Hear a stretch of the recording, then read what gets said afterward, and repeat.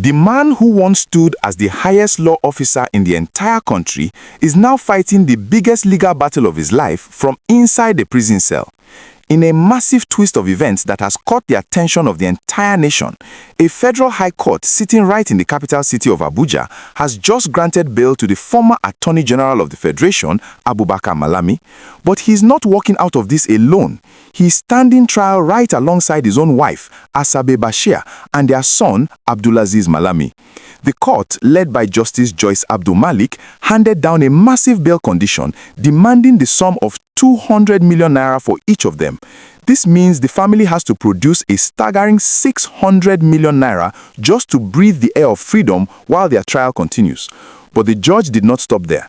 To make sure they do not try to escape the country, the court ordered that they must provide 2 people to stand as sureties for them, and these people must hand over the original title document of very expensive properties located in the highbrow areas of either Asokora or Maitama. The family was also ordered to surrender all their international passports to the court immediately. Until they can meet all these tough conditions, the judge has ordered that Malami, his wife, and his son must remain locked up in the strict custody of the Nigerian Correctional Service. They will be sleeping behind bars while their lawyers run around to gather the documents and the money to secure their release. This dramatic court ruling is just one part of a very heavy investigation into alleged financial crimes that have shocked the country. According to the documents presented before the court, Malami and his family are being heavily accused of laundering about 8.7 billion naira. The prosecutors are telling the court that this massive amount of money was hidden and moved around through a secret network of companies, which includes businesses named Metropolitan Autotech Limited and Mithaq Hotels Limited. The government claims that the family used these illegal funds to quietly buy up several high-value luxury properties scattered across Abuja, Kano, and Kebbi states. The sheer scale of these allegations is making everyone wonder how so much wealth could be gathered under the radar. If you are finding this deep dive into one of the biggest legal cases of 2026 interesting, please take a quick second right now to hit that like button. Liking this video tells the system to share this important news with other citizens who need to know exactly what is happening in our justice system. Also, do not forget to click the subscribe button and turn on the notification bell so you never miss out when we bring you these verified, straight-to-the-point updates. Your support is the only way we can keep bringing you the facts without any fear. So please make sure you subscribe before we continue with the rest of this shocking story. Now, the money laundering case is actually just the tip of the iceberg for the former Attorney General. In a completely separate but even more serious criminal case, Malami and his son are facing 5 heavy charges connected to terrorism financing and the illegal possession of dangerous weapons. The government is claiming that back in November 2022, when Malami was still sitting in office with all the power of the Attorney General, he received official case files containing the names of suspected terrorism financiers.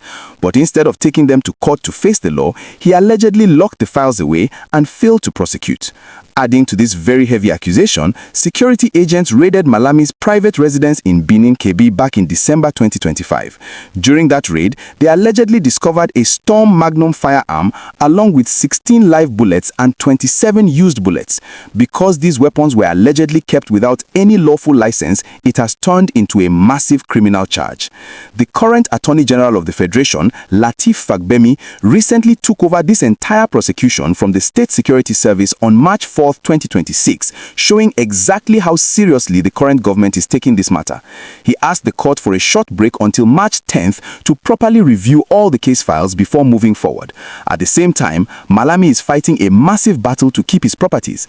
Just earlier this year, in 2026, another federal high court ordered the temporary seizure of 57 massive properties linked directly to him, which are reportedly valued at an unbelievable 213 billion naira. Of course, with a case this big, the political arguments have taken over the internet. Malami recently left the ruling All Progressive Party to join the African Democratic Party.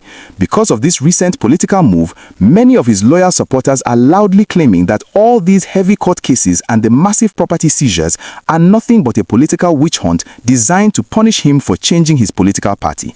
They believe that if he had stayed in the ruling party, party, none of these old files would have been opened. The main money laundering trial is officially set to begin on March 16, 2026, where the prosecutors will finally bring out their evidence for the whole world to see. This brings us to a very big question for everyone watching this unfold. Looking at the massive bail conditions, the discovery of unlicensed weapons, and the allegations of hiding files of terrorism financiers, do you truly believe this is a genuine fight against corruption by the current government, or do you agree with Malami's supporters who say this is just political revenge because he changed his party? How does it make you feel to see the person who used to lock up criminals standing in the exact same spot asking a judge for bail? Please jump into the comment section right now and share your honest thoughts on this massive legal battle, because your opinion is a very important part of this national conversation.